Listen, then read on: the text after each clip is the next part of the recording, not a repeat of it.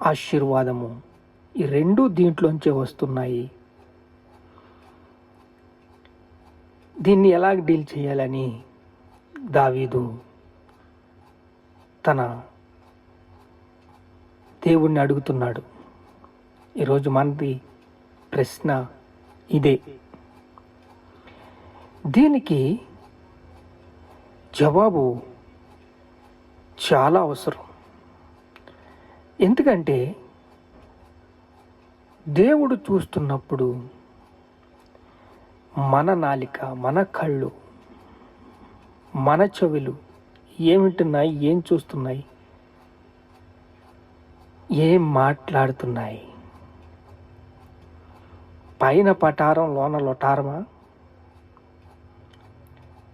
అంతా అలాగే ఉంటుందా? ఇప్పుడు చూద్దాం. మొదటి పేతురు రాసిన పత్రిక 1వ అధ్యాయము 22వ వచనంలో, క్షయ బీజము నుండి శాశ్వతముగు జీవము గల దేవుని వాక్యమూలముగా అక్షయ బీజము పుట్టించబడిన వారై గనుక